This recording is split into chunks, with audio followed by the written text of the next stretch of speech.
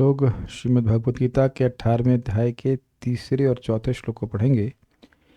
अर्जुन ने भगवान से प्रश्न किया था कि संन्यास और त्याग ये दोनों पर्यायवाची हैं या अलग अलग अर्थ वाले हैं। पर्यायवाची मतलब एक ही अर्थ वाले हैं या अलग अलग अर्थ वाले हैं। तो उस पर भगवान ने उत्तर दिया था, मेरे पीछे बोलिए, नहीं ये बार तो मैं बोलूँगा। श्री भगवान वाच काम्यानाम कर्मणाम न्यासम संन्यासम कवयो विदुः सर्वकर्म फल त्यागम प्राहुस्त्यागम विचक्षणः। कवयो विदुः, कवयो मतलब जो कवि हैं, विद्वान हैं, वह जानते हैं, विदुः मतलब जानते हैं कि काम्यानाम कर्मणाम न्यासम, जो काम्य कर्म है उनके संन्यास, उनको न्यास मतलब उनके त्याग को संन्यास के रूप में जानते हैं। काम्य कर्म क्या है? जो भौतिक इच्छा से प्रेरित होकर कर्म किए जाते हैं, संतान प्राप्ति की इच्छा, धन प्राप्ति की इच्छा, उसके लिए कोई यज्ञ कर रहा है तो उन कर्मों को त्यागना उसको संन्यास कहते हैं। क्लियर हो गया?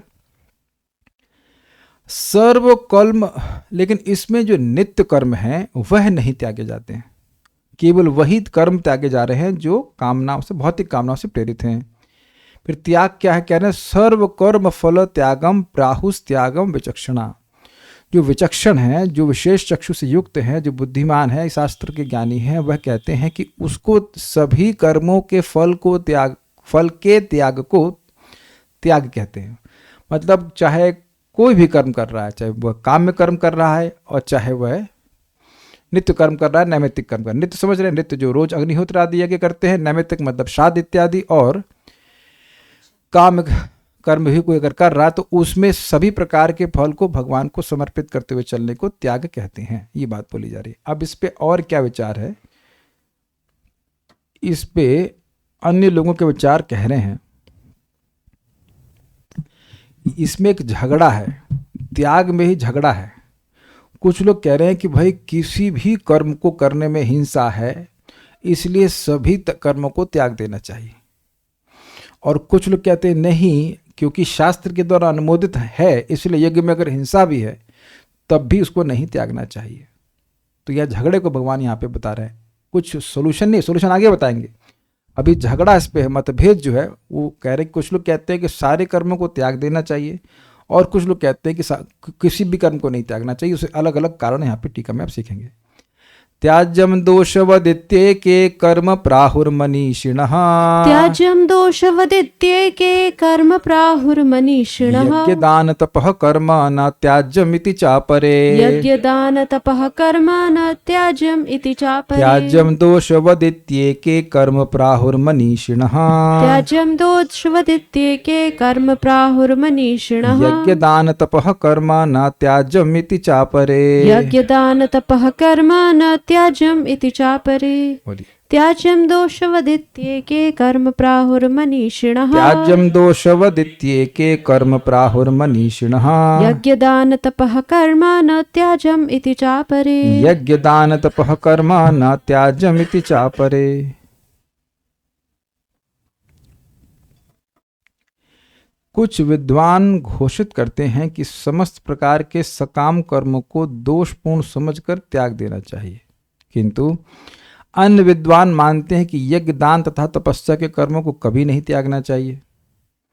निर्णय भगवान देंगे, अभी यहाँ दो मतभेद बता रहे हैं। एके मनीषिणा मतलब एक ग्रुप है, सांख्यवादी कोई पंडित प्राहु कहते हैं कर्म दोषवत, कर्म मात्र दोषयुक्त है, कर्म करना ही दोष से युक्त है। इति अतः त्याज्यम, इसलिए त्याज्य, कर्म करना ही नहीं चाहिए। अपरे मतलब और दूसरे ग्रुप के लोग, दूसरे मीमांसक गण, यानी जो कर्म मीमांसा के प्रोपाउंडर हैं, प्रवर्तक हैं, वह इति वैसे कहते हैं यज्ञ दान तपः कर्मा, यज्ञ दान और तपस्या रूप कर्म न त्याज्यम, त्यागने योग्य नहीं है, अर्थात कभी भी नहीं त्यागना चाहिए। ये दो बातें यहाँ पे आ रही हैं। त्याज्यम दोषवत इति एके कर्म प्राहुर्मनीषिणः, तो कर्म दोषवत, दोष, हाँ, दोषवत का क्या मतलब है? जैसे किसी दोष को पालना चाहिए कि त्याग देना चाहिए? त्याग दे। बिल्कुल सीधे उत्तर है, कोई दोष है तो उसको रखना चाहिए। बड़ी सुंदर शब्द है, दोषवत त्याग देना चाहिए। जैसे किसी दोष को, जिसको व्यक्ति दोष मान रहा है, भले वह दोष हो या ना हो, जैसे प्रहलाद महाराज भक्त थे तो इनका दोष था कि नहीं? हाँ था। किसकी नजर में? हिरण्यकशिपु की नजर में। तो उस दोष को बिल्कुल नहीं रखा। नाक में अगर बलगम आ जाता है, कफ आ जाता है, दोष देखता तो तुरंत साफ करता है, गले में कफ आता है तुरंत त्यागता है, तो वहां तो उसको रखने पे नहीं विचार करता ना। This is very interesting. ये आज मैं इस लोग को देख रहा हूं, दोषवत का मतलब क्या हुआ? जैसे अगर हमें कोई दोष दिख जाता है तो उसको बिल्कुल नहीं पालते हैं, उसको त्यागते हैं, वो त्याज्य ही होता है। टमाटर का वो जो ग्रीन वाला पार्ट होता है, वो छोटा सा, वो किस काम आता है? आप लोग को नहीं, आप लोग को पता है। वरुण को पूछते हैं, वरुण आपको पता है टमाटर का वो जो डंडी वाला पार्ट है तो किस काम आता है? कुछ काम, किसी काम नहीं आता। तो उसको आप कैसे त्यागते हो? दोषवत त्याग। इसे कुछ काम करनी है, क्या करना है? उसको डस्टबिन में जाना चाहिए। उसको कभी भी अपनी किचन में नहीं रखते। अग्रीड? गाय को जाएगा ठीक, आपके काम का तो नहीं है ना। आप तो नहीं करिए चलो आप थोड़ा बच के आज शाम को खाएंगे। ये तो नहीं है। उम्मीद है कि लौकी के छिलके भी शायद, चलो लौकी के छिलके आप सब्जी बना लेते होगे, मान लिया, लेकिन प्राय उसको भी त्याग देते हैं। आलू का छिलका, उसकी भी सब्जी बनती है। तो आप देख रहे हैं कि उसको दोष नहीं, दोष है ये, दोष मतलब भी काम का नहीं है, उसको त्याग देते हैं। अब जैसे घर में पैसा रहता है उसे कैसे त्यागते हैं आप? दोषवत त्यागते हैं ना। तो उसको तो दोष नहीं मानते। तो आप देख रहे हैं कि दोषवत का मतलब है जिसमें दोष बुद्धि हो गई उसको व्यक्ति त्यागेगा, उसको कभी नहीं स्वीकार करेगा। तो इस अर्थ में कहना त्याज्यम त्याज्यम दोषवत इत्ते का, क्योंकि कर्म करेंगे तो बंधन लगेगा, इसलिए कह रहे सारे कर्मों को त्यागना, नित्य में सबको त्याग दो भाई। पता नहीं क्या करेंगे उसके बाद, लेकिन जो भी है उनका। तो ये एक ही शब्द दिख रहा है आपको, दोषवदित, दोषवत इति प्लस एक मतलब एक ग्रुप ऐसा कहता है कि हर कर्म को त्याग देना चाहिए, दोषवत त्याग देना चाहिए। क्लियर? उसमें कोई दम है ही नहीं। फिर कहते हैं यज्ञ दान तपह कर्म, यज्ञ दान और तपस्या ये कर्म को न त्याज्यम इति चापरे, अपरे मतलब इनसे अलग एक ग्रुप है कर्म मीमांसकों का, वह कहते हैं कि यज्ञ दान तपस्या कभी नहीं त्यागनी चाहिए। एक भक्त को दिक्कत थी, भाई ये यज्ञ दान तपस्या है क्या चीज? ये एक अद्भुत बात है कि हम लोग चर्चा कर चुके हैं ना यज्ञ के, इसके बारे में हो चुका है चर्चा पिछले अध्याय में कि 3 प्रकार के यज्ञ, 3 प्रकार के दान एज ए नॉट, और 3 प्रकार के तपस्या। लेकिन एक बड़ी दिक्कत हो गई कि ये है क्या चीज? 3 प्रकार तो समझा दिए, लेकिन ये समझ में नहीं आ रहा कि यज्ञ क्या है, दान क्या है, तपस्या क्या है। देखिए यज्ञ मतलब वह कार्य जो भगवान विष्णु की प्रसन्नता के लिए किया जाता है। यज्ञो वै विष्णु यज्ञार्थात् कर्मणो अन्यत्र लोकोयम कर्म बंधना। जैसे इस समय मैं यज्ञ कर रहा हूं, दिख रहा है, क्योंकि हम अपनी इंद्रियों से भगवान की सेवा कर रहे हैं, बिल्कुल स्पष्ट है, इजी है। दान का अर्थ बड़ा स्पष्ट है, किसी योग्य व्यक्ति को जो उसकी आवश्यकता है वह देना, वह दान कहलाता है। वह भी भगवान की प्रसन्नता के लिए है, लेकिन थोड़ा स्वरूप अलग है। मतलब देखा जाए तो यहाँ पे दान भी चल रहा है, ज्ञान का दान दिया जा रहा है, लेकिन दान मतलब कोई व्यक्ति नीडी है उसके लिए आप कुछ कार्य करते हैं, लेकिन वो भगवान की प्रसन्नता के लिए होना चाहिए, वो बात इंपॉर्टेंट है। हम सात्विक अर्थ से ले रहे हैं। और तपस्या का क्या अर्थ होता है? देखिए अपने धर्म को पालन करने में जो व्यक्ति को कष्ट अनुभव होता है उसको तपस्या कहते हैं।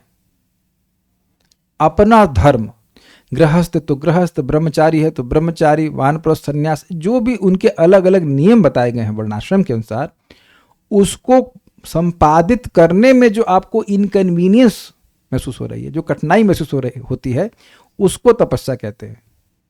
जैसे सुबह उठ करके हम लोग मान लो 3 बजे उठ जाएं और दौड़ लगाने चले जाएं तो उसको आप तपस्या नहीं कहेंगे, लेकिन अगर आप मंगल आरती के लिए दौड़ रहे हैं तो उसको तपस्या कहेंगे। सुबह उठ करके स्नान करना प्राय लोगों को नहीं अच्छा लगता है, कितने लोगों को अच्छा लगने लग गया सुबह, लेकिन अच्छा सबको अच्छा लगा, ठीक है, अभी सब लोग आप शुद्ध हो गए, लेकिन सुबह उठना प्राय जीवों को अच्छा नहीं लगता है। तो सुबह उठना किस लिए उठना? अब भगवान की सेवा के लिए उठते हैं, स्नान करते हैं, तो वह सब तप में आ जाता है। अब जो लोग नौकरी के लिए भी तप रहे हैं, लोग 3 बजे उठ के जा रहे हैं, तो उसको एक्चुअली तपस्या नहीं कहते, क्योंकि उससे हृदय को शुद्ध नहीं हो रहा है।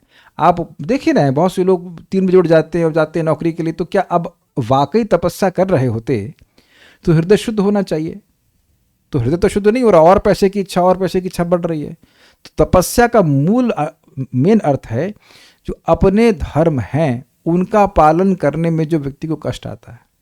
और वैसे देखिए वास्तविक रूप से जीव का धर्म क्या है? भगवान की भक्ति। तो भक्ति करने में जो आपको कोई कष्ट उठाना पड़ रहा है तो वह तपस्या कहलाएगा। बेसिकली बात है। ये एक दूसरा अर्थ और भी तपस्या का है, कामनाओं के त्याग को तपस्या कहते हैं। हम सब सात्विक अर्थ ले रहे हैं, राजसिक तामसिक का कोई मतलब ही नहीं है, वो उसके फल असत होते हैं। भोग इच्छा को त्यागना ये तपस्या है। तो ये सब बातें हैं। अब उसके प्रकार आप देख लेना। तो कह रहे हैं कि इनको कभी नहीं त्यागना चाहिए। गीता भूषण टीका। इस श्लोक में भगवान त्याग के संबंध में विभिन्न मतामतों को बताएंगे। सांख्य शास्त्र को मानने वाले कपिल का कहना है कि सभी क्रियाओं को पूरी तरह से त्याग देना चाहिए, अर्थात त्याज्यम, क्योंकि वे अपने स्वभाव से ही अन्य जीवों के प्रति हिंसा को बढ़ावा देती हैं। वह श्रुति वाक्यों को उद्धृत करते हैं, मां हिंसा सर्वभूतानि, अर्थात किसी भी जीव के प्रति हिंसा मत करो। श्रुतियों का कथन है कि यज्ञ के संग हिंसा अवश्यंभावी है। अग्निशोमियम पशुमाल भेता, यज्ञ के लिए एक पशु को लाना चाहिए। तो क्यों लाना चाहिए? घास खिलाने के लिए, काटने के लिए। तो कह रहे हैं कि देखिए श्रुति कहती किसी के प्रति हिंसा नहीं करनी चाहिए, और क्योंकि यज्ञ में हिंसा होगी ही, एटलीस्ट ये वाला जो यज्ञ है, तो इसलिए ऐसे हर कर्म को त्याग देना चाहिए। तो प्रश्नों का भी लोग करते क्या है? तो ये लोग शास्त्र का अध्ययन करते हैं, वेदांत का अध्ययन करते हैं, तो इस प्रकार से अपने को देह से पृथक करने का प्रयास करते हैं। लेकिन वो इस प्रकार के यज्ञ नहीं करते हैं क्योंकि इसमें हिंसा अवश्यम भावी होनी है। ये बात है, समझ में आ गया? दोषवत समझना, क्योंकि स्वभाव से ही ये दोष से युक्त है, इसलिए इनको त्याग ही देना चाहिए, ये कहते हैं। इसलिए व्यक्ति को इन सभी कर्मों को त्याग देना चाहिए क्योंकि ये अशुद्धता का कारण बनते हैं। साथ ही साथ यज्ञ के लिए सामग्री इकट्ठा करने में भी हिंसा की संभावना रहती है। जैसे कि कोई पेड़ है, उसकी लकड़ी को काटेंगे तो पेड़ के प्रति हिंसा होगी, ये बात है। वह कहते हैं कि इसलिए सारे नियत कर्म त्याग देने चाहिए। अच्छा, दूसरों का मत है। जो लोग जैमिनी के अनुयायी हैं वह कहते हैं कि यज्ञ आदि क्रियाओं को कभी भी नहीं त्यागना चाहिए, क्योंकि वेदों के नियम के अनुसार कार्य करने से कोई पाप नहीं लगता है। यद्यपि इन क्रियाओं में कुछ हिंसा होती है, लेकिन फिर भी कोई गलती नहीं है, क्योंकि यह धर्म के सिद्धांतों के पालन करते हुए और वेदों के अनुसार किया जाता है। इन्हें करना ही चाहिए। देखिए फंडा क्या है, बात यह है कि अगर वास्तविक रूप से ब्राह्मण हैं और सही तरह से मंत्रोच्चारण हो रहा है, तो वो जो पशु मारा जाएगा उसको तत्काल एक श्रेष्ठ योनि प्राप्त होगी। लेकिन अब तो ऐसा संभव है नहीं। तो कुछ जब यही नहीं पता हम लोगों को कि होता क्या होता है, अध्वर्यु क्या होता है और ब्रह्मा क्या होता है, ये सब किसी कहाँ सुनने में आता है बताइए। तो भागवतम थोड़ा पढ़ रहे हैं तो कुछ कान में जा रही नहीं, तो किसी कुछ पता नहीं बात। जब यही नहीं पता है तो फिर श्रुक सवा नहीं पता है क्यों नहीं? भाई किसी को मान लो कहे किचन में खाना बनाओ, कहे कलछुल ले आओ, तो कलछुल ही नहीं पता उसको, तो वो आप लोग कलछुल पता है ना आप लोग को? इनको ही नहीं पता कलछुल का। कलछी, कलछुल, बेलन, चम्मच, अब यही नहीं पता है तब खाना क्या पकाएगा बताइए। तो अब यहाँ श्रुक श्रवा और क्या क्या शब्द थे वहाँ पे आए थे, कुछ भी तो नहीं पता अपने को। तो आप देख लीजिए, जब हम लोग कुछ नहीं पता तो हमारे संग चीटिंग की करी जाएगी। और जो कराने वाला है पंडित जी, वो भी चार लोगों को लेके आते नहीं है, वही तो डोनेशन कट जाएगी ना। ऐसे डोनेशन कम दे रहे, 4 लोग आ गए तो फिर दिक्कत हो जाएगा। अभी भक्त पूछ रहे हैं जैमिनी के अनुयायी, जैमिनी कौन? जैमिनी किस चिड़िया का नाम है? जैमिनी एक ऋषि है, ये व्यास देव जी के शिष्य है। ये कर्म मार्ग के प्रवर्तक है। कर्म मार्ग मतलब कर्मकांड के प्रवर्तक है। तो ये भी ठीक है। अब देखिए ये पता ही नहीं ना जैमिनी कौन है। नहीं, इसे ओके, क्योंकि कोई बता ही नहीं रहा है कि जैमिनी कौन है, ये कर्मकांड क्या है, ये सब बातें यहाँ पे हैं। क्या बोलना चाह रहे थे? हाँ, तो मैं ये बोलना चाह रहा था कि अगर ठीक से पशुवध हुआ, ठीक से यज्ञ हुआ, वध नहीं हुआ, यज्ञ हुआ, मंत्रोच्चारण ठीक से हुआ, तो उस जीव को विभिन्न योनियों में जाने के बजाय सीधे मनुष्य जीवन मिल जाएगा। तो ये अच्छा हुआ कि बुरा हुआ? ये अच्छा हुआ। लेकिन कहते हैं नहीं फिर भी हिंसा तो हुई ना, इसलिए हम नहीं मानते इसको। ये लोग कह रहे हैं कि भाई हमने सही से वेद उच्चारण किया, वेद मंत्र का उच्चारण किया है, देखो उसको मनुष्य जीवन प्राप्त हुआ, हिंसा कहाँ हुई? या फिर कभी कभी स्वर्ग भी चला जाता है तो हिंसा क्या हुई? ऐसे वक्त जानवर स्वर्ग जाने वाला था। तो इस प्रकार से बोलते हैं कि अगर हम वेद के अनुसार कर रहे हैं तो कोई हिंसा नहीं है। भाई सिंपल सी बात है, जैसे कोई सर्जरी कर रहा है तो वो हिंसा कर रहा है। आप किसी डॉक्टर से पूछो, सर सर्जन को कितनी सर्जरी कर, 2-3 सर्जरी करते हैं, तो यही कह रहे हैं ना 2-4 लोगों का पेट 2-3 लोगों का पेट हम फाड़ते हैं रोज। ये कहे सर वो सर्जरी करवाने, भाई अभी टाइम नहीं है, अभी बहुतों के पेट फाड़ने हैं, ऐसे बोलते हैं क्या? He speaking the same thing in refined language कि अभी मैं बिजी हूँ, मेरे बहुत सारे ऑपरेशन लाइंड अप हैं।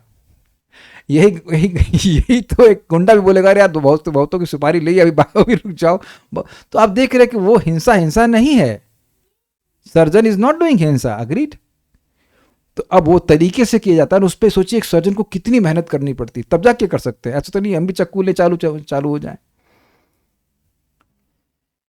हाँ, तो आप समझ सकते हैं कि ये इनका लॉजिक भी इंपॉर्टेंट है कि अगर हम ठीक से यज्ञ करते हैं तो लाभ हो रहा है ना पशु का, तो कहाँ हिंसा हुई, इसलिए कभी यज्ञ को नहीं त्यागना चाहिए कहते हैं।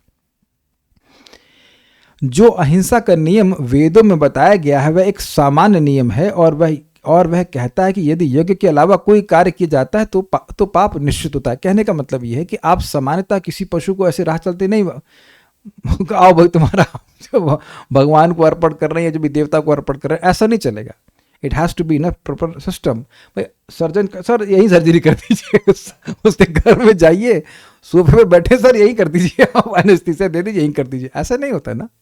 आप जाओ, जिसकी भी सर्जरी भी जानते हो, कपड़ा पहनाएंगे, क्या क्या फजीयत होती है उसके बाद को वो बेहोश करेंगे। मुझे बोल रहे थे बेहोश करने के लिए ट्यूब मुंह में डालते हैं, और पता नहीं उससे पहले बेहोश कर दिया उन्होंने। हमने कहा आपने कब डाली ट्यूब, हमको पता, कह रहे वो आप झेल नहीं पाते, आपको पहले बेहोश कर दिया, उसके बाद फिर बेहोश करने के लिए कुछ करते हैं, गॉड नोस।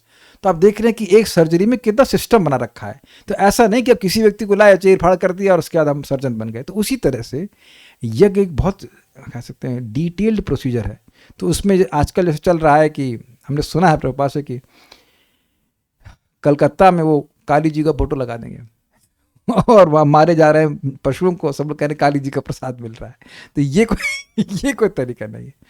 लेकिन तो कहने का आशय ये है कि आप सामान्यतः अहिंसा रखिए, किसी जानवर को नहीं मारिए, लेकिन यज्ञ में अगर किसी जानवर को अर्पण किया जा रहा है तो वह हिंसा नहीं। और ध्यान देना होगा, ऐसा चूहा यज्ञ नहीं होता कि चूहा मिला मार दिया, छिपकली मार दी।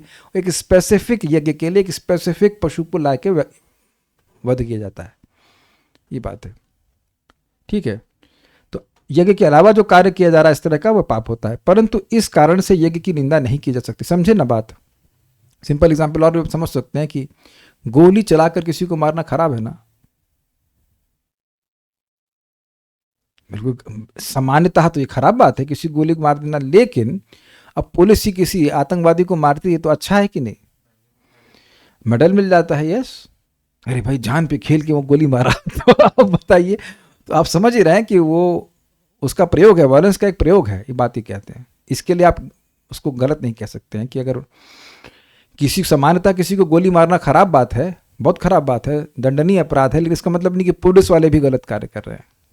तात्पर्य, वैदिक साहित्य में ऐसे अनेक कर्म हैं जिनके विषय में मतभेद है। उदाहरणार्थ यह कहा जाता है कि यज्ञ में पशु मारा जा सकता है, फिर भी कुछ का मत है कि पशु हत्या पूर्णतः निषिद्ध है। यद्यपि वैदिक साहित्य में पशुवध की संस्तुति हुई है, लेकिन पशु को मारा नहीं माना जाता। वह बलि पशु को नवीन जीवन प्रदान करने के लिए होती है। कभी कभी यज्ञ में मारे गए पशु को नवीन पशु जीवन प्राप्त होता है, तो कभी वह पशु तत्क्षण मनुष्य योनि को प्राप्त हो जाता है। भाई हमने ऐसा यज्ञ देखा नहीं है, लेकिन ऐसा स्वाभाविक सी बात है, प्रभुपाद बता रहे हैं, वेद में होगा इस प्रकार से। और लोगों का इतना सामर्थ्य भी होता होगा कि लोग देखते होंगे कि भाई स्वर्ग जा रहा है या मनुष्य योनि प्राप्त कर रहा है, जो भी है। लेकिन इस संबंध में मनुष्यों में मतभेद है। कुछ का कहना है कि पशु हत्या नहीं की जानी चाहिए, और कुछ कहते हैं कि विशेष यज्ञ बलि के लिए शुभ है। अब यज्ञ कर्म विषयक विभिन्न मतों का स्पष्टीकरण भगवान स्वयं कर रहे हैं। वो अब भगवान कह रहे हैं कि इस त्याग के मत कह रहे, दो बातें यहां पे कहेंगे कि देखिए इस त्याग के संबंध में तुम मेरा निश्चित मत सुनो कि क्या करना चाहिए, और फिर कहेंगे कि त्याग भी 3 प्रकार के होते हैं। मेरे पीछे बोले, वो हम अभी आज नहीं डिस्कस करेंगे, लेकिन बात यहां पे आएगी। निश्चयम शृणु में तत्र त्यागे भरत सत्तमा। निश्चयं शृणु मे तत्र त्यागे भरत सत्तमा। त्यागो हि पुरुष व्याघ्र त्रिविधः संप्रकीर्तितः। त्यागो हि पुरुष व्याघ्र त्रिविधः संप्रकीर्तितः। निश्चयं शृणु मे तत्र त्यागे भरत सत्तमा। निश्चयं शृणु मे तत्र त्यागे भरत सत्तमा। त्यागो हि पुरुष व्याघ्र त्रिविधः संप्रकीर्तितः। त्यागो हि पुरुष व्याघ्र त्रिविधः संप्रकीर्तितः। निश्चयं शृणु मे तत्र त्यागे भरत सत्तमा। निश्चयं शृणु मे तत्र त्यागे भरत सत्तमा। त्यागो हि पुरुष व्याघ्र त्रिविधः संप्रकीर्तितः। त्यागो हि पुरुष व्याघ्र त्रिविधः संप्रकीर्तितः। हे भरत श्रेष्ठ अर्जुन, अब त्याग के विषय में मेरा निर्णय सुनो। त्याग के विषय में झगड़ा क्या था वेदवाद ने, बताइए। त्याग के विषय में क्या झगड़ा था?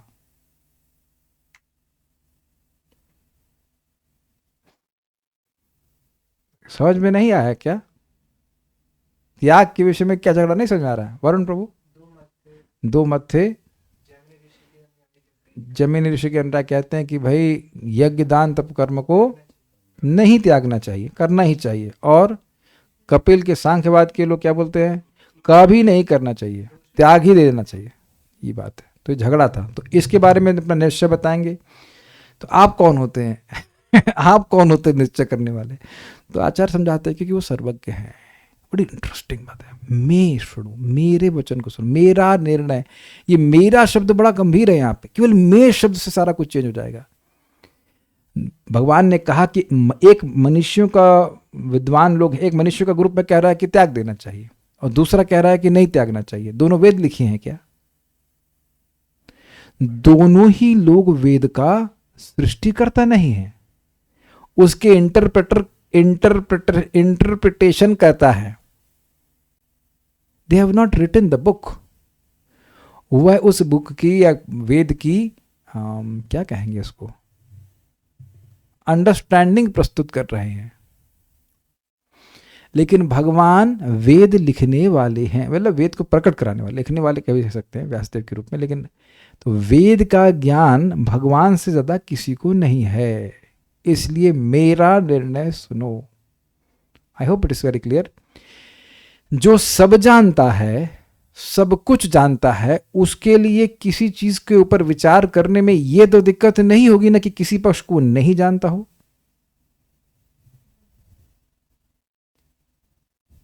Does that make sense? Varun Prabhu आपसे एक अच्छा प्रश्न करते हैं, हेल्थ वाला।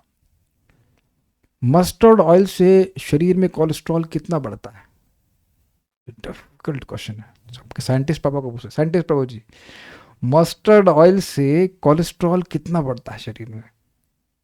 तो कठिन का ये कहाँ गीता से आ गया? अब आप समझ लीजिए। अरे मैं भी कोई हीरो नहीं, मैं पढ़ के बोल रहा हूँ। तो अब आप जान रहे कि ये प्रश्न अगर मैं कोई कर दूं तो ना आप सर्वज्ञ ना मैं हूं ना कोई सर्वज्ञ, तो चुप, अब क्या बोलेंगे इसके ऊपर? तो या तो तुक्का लगा देगा व्यक्ति, में हो सकता बढ़ता हो। लेकिन किसी भी वेजिटेबल ऑयल से कोलेस्ट्रॉल नहीं बढ़ता, ट्राइग्लिसराइड बढ़ता है। अभी भी हम पढ़ के बोल रहे हैं, कौन सा हमको पता है इसके बारे में। तो अब एक सिंपल सी बात है कि कोई चीज है, कोई विषय है, उस पे जो सब जानता हो वो तो सही निर्णय दे सकता है ना, क्योंकि ये भी एस्पेक्ट है, ये भी हो सकता है, वो भी हो सकता है, ये सारी चीजें बैलेंस करके वो बोलेगा, तो उसका ही निर्णय तो परफेक्ट माना जाएगा ना। तो सांख्यवादी ना सब कुछ जानने वाले हैं और न ही कर्म मीमांसा वाले सब कुछ जानने वाले हैं। भगवान सब कुछ जानने वाले हैं। इसलिए कह रहे हैं मेरा निर्णय सुनो। मतलब झगड़ा जहां हो तो भगवान की बात समझ लेनी चाहिए। जैसे मैं एग्जाम्पल दे रहा हूँ, कई लोग कहते हैं कि हम आध्यात्मिक जगत से गिरे, कुछ लोग कह रहे हैं यहीं पे आए, इत्यादि इत्यादि। तो भगवान ने क्या बोला है? प्रकृतिम पुरुषम चैव विध्यनादि उभावपि। प्रकृति यानी भौतिक प्रकृति और जीवात्मा दोनों अनादि काल से यहाँ पे रह रहे हैं। खत्म। अब जिसको झगड़ा करना है वो अपने मत को स्थापित करना चाहता है, जैसे करना चाहे। लेकिन भगवान स्पष्ट कह रहे हैं कि हम बद्ध जीव यहाँ पे अनादिकाल से। अब समझ ही रहे हैं, जैसे कि हम लोग भगवद गीता के 2.12 में क्या सुने थे, नात्वे वाहम जातु नासम न त्वम नेमि जनाधिपा न चैव न भविष्यामा सर्वे वयमतः परम। ऐसा कोई समय नहीं था अर्जुन कि तुम नहीं थे, मैं नहीं था और ये सारे राजा नहीं थे, और ऐसा कोई समय नहीं कि तुम नहीं रहोगे, मैं नहीं रहूंगा, ये नहीं रहेंगे। तो वहां प्रभुपाद बिल्कुल स्पष्ट कह रहे कि अगर भगवान भी अविद्या से ढके रहते, ढके हुए होते तो उनका ये स्टेटमेंट की क्या अथॉरिटी है? आप और मैं क्या कह सकते हैं कि हम अगले जन्म में रहेंगे? वो तो हम लोग सुन रहे हैं, गीता से तो कुछ बोलेंगे, अन्यथा ये केवल भगवान की अथॉरिटी है, क्योंकि भगवान सर्वज्ञ है, वो अविद्या से ढके हुए नहीं है, वो माया के स्वामी हैं, इसलिए उनके निर्णय का मतलब है। अब इट इज वेरी इंपॉर्टेंट, मेरा निर्णय सुनो, भगवान जो निर्णय दे रहे हैं वो बिल्कुल परफेक्ट है, इस तरह सुनना समझना चाहिए। हे नर शार्दुल, इसका मतलब क्या है? मनुष्यों में बाघ। तो अर्जुन का चेहरा बाघ जैसा लगता था, तो उसका क्या अर्थ है बताइए आप, माइक बताइए। उनका शौर्य, हाँ, उनका पराक्रम जो है वो बाघ के समान था। ठीक है, शास्त्रों में त्याग 3 तरह का बताया गया। तो देखिए यहाँ 2 विषय यहाँ से ब्रांच ऑफ करेंगे। एक विषय है कि क्या त्याग करना, कर्मों का त्याग करना चाहिए कि नहीं करना चाहिए, उसको एड्रेस करेंगे आगे के श्लोकों में, और फिर कहेंगे कि त्याग भी 3 प्रकार का होता है, ध्यान रखना इस बात को। ठीक है, भरत सत्तम, हे भरत श्रेष्ठ, तत्र त्यागे, उनमें से त्याग के संबंध में मैं निश्चय शुणु, मेरा निश्चय सिद्धांत श्रवण करो। तत्र त्यागे मतलब यज्ञ दान तपस्या का कर्म त्यागना चाहिए कि नहीं त्यागना चाहिए, उस संबंध में मेरा निर्णय सुनो। पुरुष व्याघ्र, हे मनुष्यों में बाघ, स्पष्ट अर्थ है। त्याग त्रिविध, त्याग 3 प्रकार का संप्रकीर्तितः कहा गया है। निश्चयम शुणु में तत्र, वहां का मतलब था उस टॉपिक में, उस डिस्कशन में, मेरा निश्चय तुम सुनो। किस संबंध में? त्याग में। हे भरत सत्तमा, तुम समझ पाओगे। काफी विचारणीय बात है, जिस चीज में पंडितों का झगड़ा हो रहा है उसको क्षत्रिय कैसे समझेगा? तो कह रहे भरत सत्तमा, तुम भरत वंशियों में श्रेष्ठ हो, तुम्हारा बुद्धि सामर्थ्य है कि तुम इस बात को समझ सको। 2 ग्रुप झगड़ा कर रहे हैं, मतलब निर्णय नहीं दे रहे हैं, वो झगड़ा कर रहे हैं। तो तुम, वो अर्जुन कहेंगे मैं कहाँ समझ लूंगा? तो कहते नहीं, आप भरत सत्तम है, भारत वंशियों में श्रेष्ठ है, इसलिए आपको जब बताया जाएगा तो आप समझ लोगे। त्यागो ही पुरुष वाग्र, हे पुरुषों में बाघ, त्याग जो है वो 3 प्रकार का होता है। त्रिविधा संप्रकृत्यता, 3 प्रकार का कैसे हुआ? सात्विक त्याग, राजसिक त्याग और तामसिक त्याग। ठीक है, गीता भूषण टीका, विभिन्न प्रकार के मतों को वर्णन करके भगवान अपना निष्कर्ष बताते हैं। इस त्याग के विषय में अनेक मतभेद हैं, अतः इसके संबंध में कृपया मुझ सर्वज्ञ भगवान का निष्कर्ष सुनो। अब समझ में आ गया ना कि मैं सुनो का मतलब क्या हुआ? अभी बड़ा मजेदार है, कहते अभी तो आपने त्याग के बारे में वर्णन किया था, तो और क्या सुनना बाकी है? मान लो अर्जुन कहें कि भाई और क्या सुनाएंगे, अभी सुन तो लिया, आप बोल तो रहे हैं, बता तो दिए कि त्याग के बारे में। कुछ लोग कहते हैं त्याग देना चाहिए, कुछ लोग कहते हैं नहीं त्यागना चाहिए, क्या सुनना है इसके बारे में? आपको सुनना ही चाहिए ही, क्योंकि 3 प्रकार के त्याग का वर्णन सत्व, रजस और तमस के भेद के द्वारा विद्वानों के द्वारा किया जाता है। जो विषय समझने में मुश्किल है उसे सुना जाना चाहिए। हमको बहुत अच्छा लगा था। मतलब ये कभी कभी हमें लगता है कि हमें बात समझ में आ गई है, और आप यहाँ देखेंगे ये बहुत बार होता है, ये सबके संग होता है। ऐसा मत सोचिए कि मैं आपको बोल रहा हूँ, किसी के संग भी होता है। हम कथा में बैठे हुए हैं और मन चला कहीं और, सबका मन जाता है, सबका मन जाता है, सबका मन जाता है। I mean unless you are like Sukhdev Goswami and Parikshit Maharaj, very rare. तो अब वक्ता कुछ बोल रहा है, उधर मन कहीं और चला गया, वो आज से करना। अब जब प्रश्न किया जाएगा तो स्वाभाविक सी बात है कि जो टॉपिक बोला गया वहाँ पे उसको उत्तर आप नहीं दे पाएंगे। ये केवल भगवद गीता में ही होता है या मैथमेटिक्स में भी होता है? सब जगह होता है। ये मन का स्वभाव है, इसमें किसी को व्यक्ति को परेशान नहीं होना चाहिए। कई बार प्रभुपाद जी का प्रवचन में सुनता हूँ, वही चीज़ दोबारा सुनता हूँ, अच्छा ये पॉइंट तो मिस हो गया, तो काहे मिस हो गया? आप प्रैक्टिकली देखिए अपने मन को, मन लेक्चर चल रहा है और मन उस पॉइंट को छोड़ दिया, अब कम से कम 30 सेकंड के लिए, 1 मिनट के लिए छोड़ दिया। फिर मान लो वक्ता कुछ जोर से बोलता है, हरे कृष्ण हरे कृष्ण, अच्छा इधर ठीक है, फिर वो आगे कथा में। तो इसलिए पहली बात तो सुनने में ही दिक्कत है। चलिए अर्जुन का हम मान लिए कि ऐसा दिक्कत नहीं है, लेकिन कोई कोई विषय समझ में भी नहीं आता है। देखिए ये मैं, आप सोचिए, विचार कीजिए, मैं इस श्लोक को पढ़ करके आया हूँ कि नहीं? अब इसलिए पढ़ के आया हूँ, विचार भी करके आया कि क्या बोलूँगा। आप में से कितने लोग करके आए? कोई भी नहीं करके आया। सो कि मैं डांट नहीं रहा हूँ, तो अब बताइए मैं कोई बात एकदम से बोलूँगा तो क्या तुरंत पकड़ में आ जाएगी? इट टेक सम टाइम ना। तो इसीलिए बातों को बार बार सुनना होता है। बहुत अच्छी बात है, और वैसे भी युद्ध स्थल बात हो रही है यहाँ तो। ये आप देखना, महाराज इस बात को बोल रहे थे, परम पूज्य वृंदावन चंद्र महाराज बोल रहे थे कि एक बार में तो समझ में ही नहीं आती बात, शास्त्र इज लाइक दिस। सोचिए इतने सीनियर डिवोटी बोल रहे हैं, फिर कह रहे जब कई बार उसको पढ़ते हैं, बार बार अब आवृत्ति करते हैं, तब समझ में आता है कि बात हो क्या रही है। It is with everyone, nobody an exception. ये सब बहुत डीप बातें हैं। तो अब त्याग के भी 3 भेद हैं। व्यक्ति सोच रहा है कि मैं त्याग कर रहा हूं। फॉर एग्जाम्पल, एक व्यक्ति मंदिर ज्वाइन की, सच्ची बात बोलो, नाम हम नहीं रख रहे, और सब में अपनी पत्नी को दे के आ गया। तो अब बताइए कौन सा त्याग है। अब आप देखिए जगत में इसको बड़ा अच्छा मानेंगे ना, ये सब कुछ दे करके अब आ गए। तो अब ये विचार कीजिए, यह उसकी अपनी पत्नी के प्रति आसक्ति सूचित कर रहा है कि नहीं कर रहा है। तो आप देखिए, बाहरी दुनिया में लग रहा है भैया सब छोड़ करके आ गए, लेकिन तुम्हारी मति अभी भी यही है ना कि वो धन मेरा है और मेरी पत्नी उसको देना चाहिए। तुम कभी सोचे ही नहीं कि धन भगवान का है, कुछ तो भगवान को देते, सब छोड़ के तुम आ गए पत्नी के पास। क्या, और पत्नी डिवोटी भी नहीं थी।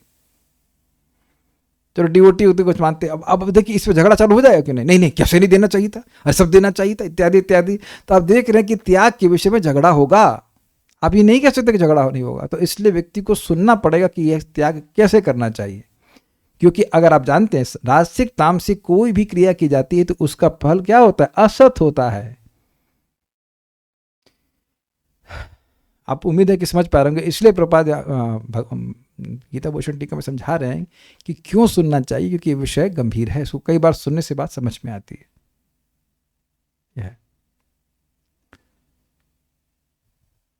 श्लोक क्रमांक 7 में इनका वर्णन प्रारंभ होता है, मतलब 3 प्रकार के त्यागों का तात्पर्य। यद्यपि त्याग के विषय में विभिन्न प्रकार के मत हैं, लेकिन परम पुरुष श्री कृष्ण अपना निर्णय दे रहे हैं जिसे अंतिम माना जाना चाहिए, वेदवाद नहीं। भगवान का निर्णय को अंतिम क्यों माना जाना चाहिए, बताइए। क्योंकि भगवान से ही वेद आते हैं। अरे आप भगवान कृष्ण को मानती हैं इसलिए आप लोग बोलते हैं। कभी ऐसे लोग बोलते हैं तो क्या बोलेंगे आप। अरे देखो तुम कृष्ण को मानती हो, हम शिव जी को मानते हैं। तुम कृष्ण को मानो, हम शिव जी को मानेंगे, तो आप क्या बोलेंगे। भगवान कृष्ण ही परम भगवान है, उन्हीं से सारे वेद प्रकट होते हैं। तो वही सर्वज्ञाता है, इसलिए उनका निर्णय यस माना बिल्कुल सही। अच्छा उनसे पूछो शिव जी की बात आप मानते हो, चलो बढ़िया बात है। शिव जी त्याग पे क्या कहते हैं। पूछो कि शिव जी त्याग पे क्या कहते हैं। शिव जी तो कह रहे हैं, आपने सुना ना कि भगवत गीता को महिमा बता रहे हैं कि महिमा जो है अनंत है, तो शिव जी की क्यों नहीं सुनते हो। अच्छा कहो गणेश जी को मानते हो, तो गणेश जी त्याग पे क्या कहते हैं। तो ये प्रॉब्लम यह भी है कि आपके देवता कुछ कहते भी तो नहीं है। शिव जी तो त्याग के विषय में बड़ा स्पष्ट कहते हैं कि उमा कहूँ मैं अनुभव अपना, सत हरि भजन जगत सब सपना। वो तो ये कह रहे हैं, वो तो त्याग की बात नहीं कर रहे, कहते सब त्यागों की क्या, सब कुछ सपना है भाई, वो तो हाइट है, इज इट नॉट। तो इस तरह से लोग जो बोलते हैं उनको ये उत्तर दिया जाना चाहिए कि वेद प्रमाण है कि भगवान श्री कृष्ण भगवान है, तो उनका निर्णय अंतिम है। इसको ऐसे समझिए कि मान लीजिए कहीं झगड़ा हो रहा है, इन द सेंस कि जज बैठे हुए हैं, तो ये वकील कुछ बोल रहा है, वो वकील कुछ बोल रहा है, अंत में क्या होगा, लकड़ी पे ठोक के बोलते हैं भैया इसको फांसी दे दो। है कि नहीं, फांसी दे दो या इसको पैसा दे दो, खत्म है ना। 2 पार्टी झगड़ा करती तो कहते हैं भगवान एकदम न्यायाधीश की तरह दे रहे कि नहीं ये करना चाहिए। निसंदेह सारे वेद भगवान द्वारा प्रदत्त विभिन्न विधान नियम है, यहाँ पर भगवान साक्षात उपस्थित हैं, अतः उनके वचनों को अंतिम मान लेना चाहिए। ध्यान रखिएगा कि जो भगवान के मुख से निकल रहा है वो सब वेद है। भगवान के निश्वास से वेद प्रकट हुआ, और यहाँ भगवद गीता भगवान के मुख पद्म से प्रकट हो रही है। मुखम पद्माद विनिश्चिता, तो वेद ही है। इसमें कोई इसकी जो अथॉरिटी है भगवद गीता की, वेद से जरा सी भी कम नहीं है।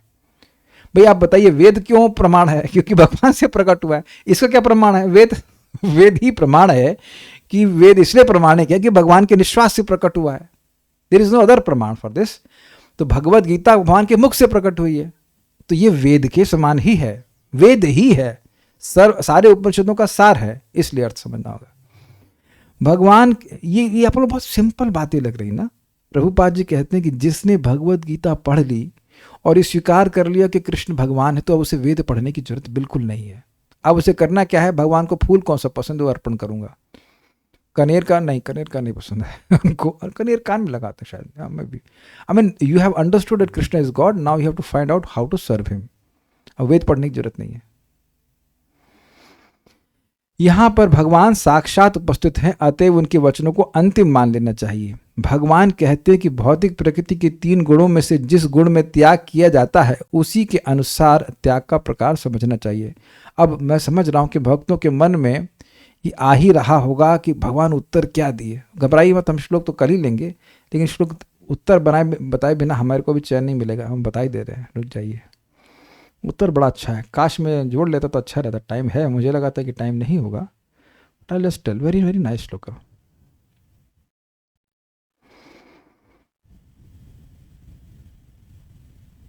दिस इज 5th नहीं। यज्ञ दान तपः कर्म न त्याज्यम कार्यमेव तत् यज्ञो दानम तपश्चैव पावनानि मनीषिणाम। बिल्कुल आप देख रहे हैं कि एकदम हिंदी से लग रहा है, हिंदी जैसा है कि नहीं। यज्ञ दान तपस्या आदि ये जो कर्म हैं उन्हें कभी नहीं करना चाहिए। ओ सॉरी, मिस्टेक हो गया नहीं, न त्याज्यम कार्यमेव तत्। हम जानबूझ के गलती बोले, हमने कहा शायद थोड़ा सा लोग समझें। कभी नहीं त्यागना चाहिए। एक सिंपल क्वेश्चन, मल्टीपल चॉइस, जब कब बंद करना चाहिए? कभी नहीं करना। Very good. तो एक नाम जब जो कि कभी खत्म। हम लोग को ये कैसा करते नहीं कि इसमें हिंसा हो, तो इसलिए हमारे वो टेंशन तो है ही नहीं, वो वाली टेंशन तो है ही नहीं कि हिंसा होगी। अच्छा, दान कब त्यागना चाहिए? कभी नहीं, every day. I mean something you should give something. और तपस्या ये तो कभी नहीं करनी चाहिए ना नहीं, तपस्या कभी भी नहीं त्यागना चाहिए। तो काहे नहीं त्यागना चाहिए? तो कह रहे यज्ञ दान तपः चैवा, यज्ञ दान और तपस्या पावनानि मनीषिणाम, मनुष्यों को भी पवित्र करते हैं। हम तो उस पर कल बोलेंगे, लेकिन बड़ा जबरदस्त है। अगर हम अपने को मूर्ख मानते हैं तब तो यज्ञ दान तपस्या करना ही चाहिए, क्योंकि मूर्ख हैं। और अगर अपने आप को हीरो मान रहे हैं कि बहुत बुद्धिमान है, तो बुद्धिमान भाई यू समझ लो कि आपको भी पवित्र करती है। ये लैंग्वेज भगवान बोल रहे हैं। भगवान के सामने कौन मनीषी है, जरा बताइए। अभी बड़ी गंभीर बात है। क्यों गंभीर बात है? देखिए, ये माया का जगत है। माया का टास्क ही है कि हमारी चेतना को अपवित्र करती रहे। Do you agree with this? This is very very important. माया का सेवा ही यही है कि हमारी चेतना को दूषित करती रहे। चाहे कितने भी व्यक्ति बड़ा हीरो हो, चाहे कितने साल से भी भक्ति कर रहा हो, माया का काम ही है कि वह हमारे चित्त को दूषित करने में लगी रहे। तो जब भी हम यज्ञ दान तपस्या आदि करते हैं तो उससे हमारा चित्त और अधिक पवित्र होता है। अब फिर एक प्रश्न आ जाएगा कि चित्त पवित्र हो जाएगा तो उससे क्या होगा? वैसे तो मैं आज शाम को पढ़ाऊंगा, लेकिन मैं बता दे रहा हूँ। प्रहलाद महाराज के बारे में आ रहा था, आएगा उसमें, कि भगवान की भक्ति के द्वारा प्रवृद्ध भक्तियां, बढ़ी हुई भक्ति से उनका चित्त पूरी तरह से शुद्ध हो गया था, और इस कारण से भगवान को अपने हृदय में धारण करके वह इस जगत को त्याग दिए। तो हृदय पवित्र करते ही रहना, छानते रहना, शुद्ध करते रहना, यही शब्द यहाँ पे है। तो उत्तर तो मुझे लग रहा है कि आप लोगों को स्पष्ट समझ में आ ही गया होगा कि यज्ञ दान तपस्या कभी नहीं त्यागना चाहिए। तो एक बहुत बड़ी शिक्षा मिल रही है कि जब कभी नहीं छोड़ना है गीता अध्ययन, भागवतम, इसका प्रसाद कभी नहीं छोड़ना है, every day till the last day. क्योंकि मनुष्य जीवन का उद्देश्य है अपने हृदय को शुद्ध करना। कोई प्रश्न है किसी का तो मैं देख लेता हूं। कह रहे हैं कि नवीन पशु शरीर यज्ञ से मिल रहा है तो ये अच्छा कैसे? देखिए, समझने का प्रयास कीजिए। मान लीजिए कोई let's say I don't know बकरी है फॉर एग्जांपल। अब बकरी को मनुष्य जीवन प्राप्त करने में कितनी बार मरना पड़ता, लेकिन वह यज्ञ अगर ठीक से हो रहा है तो एक बार मर के ही वह तुरंत ही मनुष्य शरीर प्राप्त कर लेगा। तो ये अच्छा है कि मनुष्य शरीर प्राप्त करेगा, और उसमें भी वैसे खराब नहीं होगा, अच्छी नहीं प्राप्त, अच्छा जगह व्यवस्था होगी, वह आगे धर्म कर सकता है, आगे अपना प्रोग्रेस कर सकता है। आतंकवाद तो गलत करते हैं तो उनको मार सकते हैं, बट जानवर किसको हर्ट नहीं किया था तो उसको कैसे बलि कर सकते हैं? बहुत अच्छा प्रश्न है, वेरी गुड। कह रहे हैं कि आतंकवादी का आपने उदाहरण दिया, तो आतंकवादी अन्य को परेशान करता है तो उसको मारना ठीक है, लेकिन पशु तो किसी को परेशान नहीं कर रहा है। समझने का प्रयास कीजिए, पशु की खुद की परेशानी है। पशु की परेशानी है कि वह पशु की योनि में है, उसको मनुष्य योनि मिलना बहुत मुश्किल है, और मिलेगा भी तो ग्रेजुअल इवोल्यूशन के बाद, तो उसको प्रमोट कर दिया जाएगा तुरंत मनुष्य योनि में, तो उसको इससे लाभ होगा। वो दूसरों को हानि पहुंचा रहा है उस अर्थ में नहीं। देखिए, ये जो आतंकवाद वाली बात बताई गई थी वो इस अर्थ में बताई गई थी कि वह जो क्रिया है आतंकवादी को मारना, वह हिंसा नहीं है। यद्यपि हिंसा है लेकिन वह सही है। उसी अर्थ में यहां पे बोला गया कि यज्ञ में हिंसा है, लेकिन वो सही क्यों है? क्योंकि एक पशु को मनुष्य योनि प्राप्त हो जाएगी। इस अर्थ में पशु किसी का हिंसा नहीं कर रहा है, लेकिन पशु खुद एक बहुत निम्न योनि में पड़ा हुआ है। यहां बलि देने के बाद क्या आज जैसे लोग नॉनवेज खाते हैं, क्या पहले भी ऐसा होता था? कह रहे हैं कि जैसे लोग आजकल जानवर को काट करके नॉनवेज खाते हैं, वैसे यज्ञ के बाद भी वो खाते थे क्या? मुझे नहीं पता। इतना बात हमने सुना है कि यज्ञ के बाद वो जो पशु था उसको उच्चतर योनि प्राप्त होती है, इतना हम बोल सकते हैं। बाकी हमने ना तो उसमें, देखिए चीज़ें एक बात समझनी होंगी, वो होता था नहीं होता था, आपने वो करना क्या है? Is it not? आपने प्रश्न कर लिया जिज्ञासावश, ठीक है, अच्छी बात है, लेकिन ऐसे मान लो कहते होता था तब क्या करेंगे? खाएंगे आप। और नहीं होता था तब क्या करेंगे? कहेंगे क्यों नहीं करते थे। अब दोनों ही सिचुएशन में आप देख लेंगे, अब कुछ मतलब नहीं है। अपने को जो यज्ञ दान तपस्या कर्म है वो क्या है? बिल्कुल नॉन हिंसात्मक है। इसीलिए कहा गया कि नाम जप सर्वश्रेष्ठ यज्ञ क्यों है? इसमें कोई हिंसा नहीं है, कोई हिंसा नहीं है। तो जो कर्म मीमांसकों का जो प्रेमाइस था कि क्षमा कीजिएगा, सांख्यवादी लोगों का जो प्रेमाइस था कि भाई इस आधार पर वो यज्ञ काट रहे हैं कि हिंसा होती है, तो ये तो खत्म। हरे कृष्ण मंत्र करने से तो जानवर तक को आराम मिल रहा है, मतलब लाभ उद्धार होता है। तो जाप करना, कीर्तन करने में किसी की हानि नहीं होती। ये हम लोग अपने कंटेक्स्ट में देखना चाहिए कि भगवान की भक्ति के यज्ञ दान तपस्या कभी नहीं त्यागने हैं। Okay, will stop now. Shrimad Bhagavad Gita की जय, श्रील प्रभुपाद की जय, निताई गौर प्रेमानंदे।